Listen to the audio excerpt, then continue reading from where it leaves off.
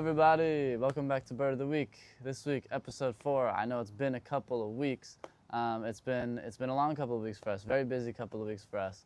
And we met a lot of new people. Hopefully some of you guys are new. Welcome to Bird of the Week. But yeah, we had a couple of shows, a couple of really good shows.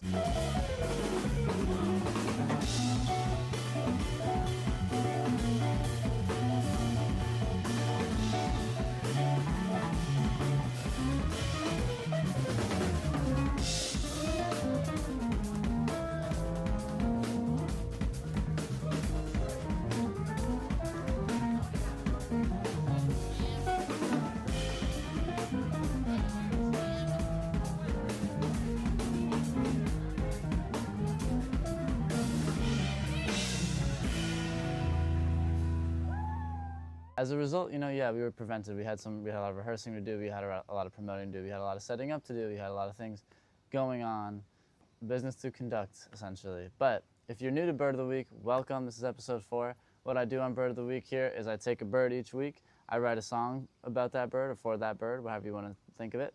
I tell you fun facts about that bird, and I tell you why that bird represents Asana Benche's values, because at the end of the day, we make bird music. So this week's bird, we were tabling. We met a fine man who said to me, "Have you ever heard of the bird's family ratites?" And I said, "No, I have not heard of ratites. I am merely new to this whole bird education thing." And he said, "Well, you should check them out." So I did. I checked them out. This family includes emus and ostriches, as well as the bird we're going to talk about today, the cassowary. I'm a cassowary, I'm looking for some berries, or whatever fruit that I can get my beak on, baby. This human race is such a disgrace, pushing me and my brothers out our place, leaving us facing extinction. So get that camera out my face.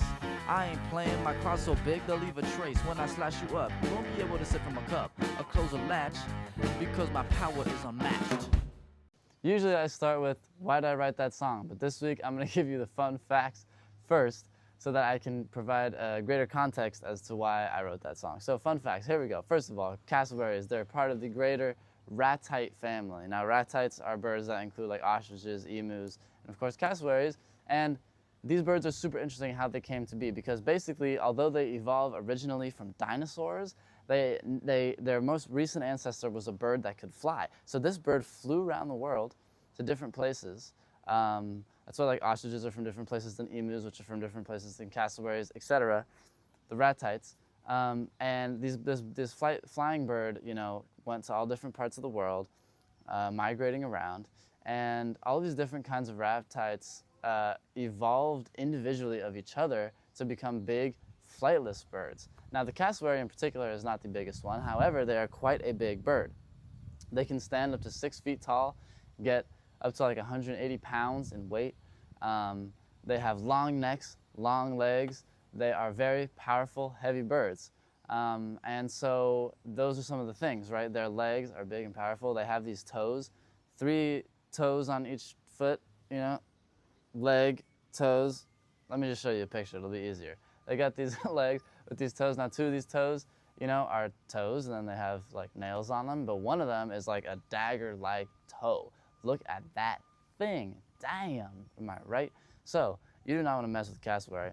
That's why they are, and sometimes considered the most dangerous bird on Earth. Yeah, so they live about 18 to 20 years. There are 3 types of them, and they live in generally the New Guineas, and as well as Australia, and then some surrounding islands over there as well, in like the Oceania region. So that's where they live. There are 3 types. There's the southern cassowary, which is the biggest one. There's the northern cassowary, and there's the dwarf cassowary, which is obviously the smallest one. Now, I think in most videos you see of cassowaries, most of the time I believe you're seeing the southern cassowary, as they are very common in Australia. They are unfortunately relatively on the outs right now. Their habitat, only 20 to 25% of their habitat still exists. So I'm talking about this bird, 50 years from now, we're going to watch back this episode if YouTube still exists, and we're going to say, damn, either we lost the cassowaries, or hopefully there will have been some reconservation effort there. With all that being said, let's get into their behavior. So these birds, I covered corvids, I covered loons, I covered doves, pigeons too, obviously included in that. And all of those birds are more community oriented. They're more more community oriented. Obviously, corvids hang out together. Loons mate in pairs, live together in pairs, and then eventually become more social throughout the season. And obviously, doves, pigeons in particular, are more social birds. So today, cassowaries, not very social birds. In fact, they're solitary birds. They live on their own for most of the year, other than when it comes to mating season. That's when they become more social. But even then, they're not necessarily social. They're really just getting together to mate and going off into their separate territories. They're territorial birds. They will protect their territory from other birds. And I think what's very interesting about this species in particular is that they are, we have our stereotypical gender roles that we always assume, feminine, masculine. In this case, the females take on the more, stereotypically masculine role, and the males take on the stereotypically more feminine role. In that, the males are the ones that are incubating the eggs, looking out for them, protecting them, and then eventually raising the young. While the females instead, although they are laying the eggs, they are going around and actually laying their eggs in multiple males' nests. They're the ones that, are kind of the more dominant when it comes to protecting their territory. They're much more aggressive. They're more willing to fight for their territory. And they will totally, a male's got to earn the right to mate with the female. You know what I'm saying? And so the females are powerful. They're strong. They're badass. Don't fuck with the female cassowary. They are also a keystone species, particularly in the rainforests of New Guinea and Australia. They play a huge role in the dispersion of seeds. And so what they do is they essentially eat fruit. And because their digestive system is very simple, and they swallow the fruit whole as well, it passes through them and they poop it out, and that then becomes basically nutrient-rich fertilizer for the next trees and plants, bushes, whatever, to be grown, to be planted. So they play an essential role. That's what a keystone species is. They play like an essential role. Like, we need cassowaries to be eating these fruits to keep the state of the rainforest intact. So hopefully there is a big conservation effort eventually. Cassowaries are essential to our environments in the rainforests of our world. So they do all that. They disperse the seeds. Now, they do some really cool things with those big, powerful legs and that long neck. Let me show you. So yeah, isn't that cool? They're jumping for fruit. That's why they can jump so high. Obviously fruits and trees, right? They got to be able to get up there. They're 6 feet tall, which is tall, but you got to be able to jump to get some of them fruits. And so with that, they're eating all that stuff. And because of their big powerfulness, even as solitary birds, they don't really have predators. Humans are really the biggest threat to them, more so just for the fact that we expand into their, expand our society, our territory into theirs, into their habitat. But, in terms of what actually eats them or tries to kill them, pretty much nothing will try to kill an adult cassowary. As I was saying, with them toes, man, you do not, with that toes, they will funk you up. As we're saying, toe funkus, they'll funk you up. And so you do not want to get around, a cassowary, especially if you're an predatory animal. It's just not worth attacking a cassowary. You can die, or you can just become injured in a way that you won't recover from, and then you'll die. So it's very nonsensical to attack a cassowary. The only circumstances in which maybe they would be attacked is when they are babies, when they are young, when they are chicks. However, similarly, you don't really want to fuck with cassowary chicks, because then you got to mess with a cassowary male. And you just don't want to get in the ring with a cassowary if you're any animal, humans included. They're relatively safe, and so that's really cool, and that's really a fortunate thing, and that's part of what you get for becoming a giant bird, and evolutionarily finding your lane in that way. So yeah, their behavior, again, when they mate, it's definitely more friendly. However, it is almost. Let me just show you something in the video.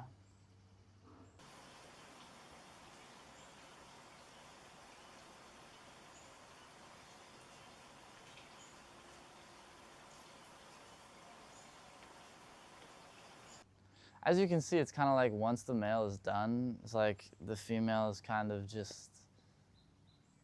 Now, the reason why people call them the most dangerous bird on earth is because people have come in contact with these things, and they've sometimes attacked people. And look, they're faster than us, and they're stronger than us in a lot of cases. So it's like, you really don't want to mess with cassowary, and a lot of times it's because, you know, we're in their habitat and they'll come up. But the thing is, at the end of the day, they're really not curious for humans. Like, they're not really interested in messing with us. They'll scatter. I mean, if they see us before we see them, we will not know that they're there because they will make themselves invisible. And so behaviorally, look, they're very shy birds in general, even towards each other. They're solitary. I mean, to say they're the most dangerous bird in the world, you could say that, but I would be shocked if they really are. This thing on their head is called a casque. And that thing, well, that's like kind of one of the mysteries about them. I love when there's a mystery and like we kind of don't know scientifically exactly why it exists. And all we can do is just, you know, assume and hypothesize based on our studies, which is cool that we've had some studies, and different studies kind of indicate different behavior around why this casque is part of them. And I think, well, some of them is you know, as like a secondary sexual trait, something that maybe they can, you know, oh, a female might think a male's more attractive for having a certain kind of casque or not, although that's not necessarily true. And then, you know, there's also the aspect of, oh, maybe it's good for fighting when disputing territory. Maybe it's good for wading through brush when they're, you know, getting through the rainforest. Or maybe it also amplifies their deep calls.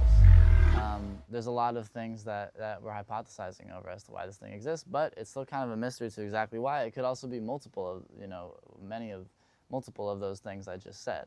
Going now to why I wrote this song, why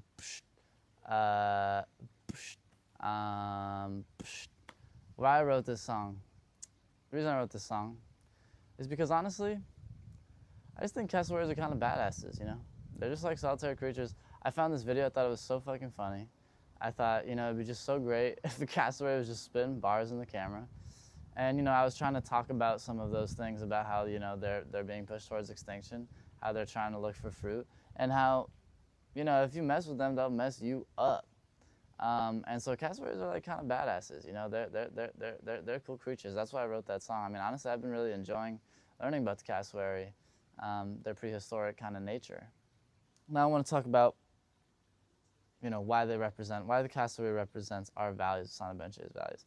I was talking about how they have their stereotypical feminine and masculine roles reversed. And I think what this kind of teaches us, and generally what we're trying to send a message about, is that at Sana Benche, we believe that masculine and feminine roles in society, they're kind of unnecessary and overly exaggerated. And the fact that people judge men for doing feminine things and women for doing masculine things is crazy. I think as men, we have a lot to learn from women and a lot to tap into in terms of our feminine side. Emotions are important. Expressing yourself is important. And just being okay with feeling something and maybe not, you know, putting up a wall is important. It's good to have people in your life who you can console with, who you can feel your emotions around, who you can be honest with in these situations as men. Meanwhile, women, you can take the masculine shit and apply it to your lives as well. Like, you can be powerful, you can be strong, you can demand shit. You're allowed to sometimes put up a wall, sometimes not talk about your emotions. You don't have to give in to the patriarchy, you know, and when you're feeling these feelings, like, using them in a way that is masculine is also cool too. And I'm doing a bad job of coming up with good examples right now, but you're understanding what I'm saying, right? Gender roles, masculine, feminine, I think we don't have to worry too much about that. I think be yourself, and I'm personally a very emotional person. I embrace that. I personally love doing my nails. I embrace that. Love. Music. Whatever you're feeling. I love to just paint what I'm feeling, you know? And so, just be who you want to be. Be who you are. I mean, it ties into the Corvids thing, but more in particular, you know, in this sense, just don't give in to societal pressures. Don't give in to the masculine, feminine landscape that we've painted for ourselves. be who you are and embrace both sides, no matter what gender you identify as or no matter what sex you were born as. So with that being said, I'll send you out with the video one more time. In terms of birds of the week for next week, please comment. I always am looking for suggestions for the next bird, so let me know. And thank you so much for watching. This time, happy cassowarying. I'm a cassowary, I'm looking for some berry, or whatever fruit that I can get my beak on, baby. This human race is such a disgrace, pushing me and my brothers out our place, leaving us facing extinction. So get that camera out my face. I ain't playing, my crowd's so big they'll leave a trace. When I slash you up, you won't be able to sip from a cup or close a latch, because my power is unmatched.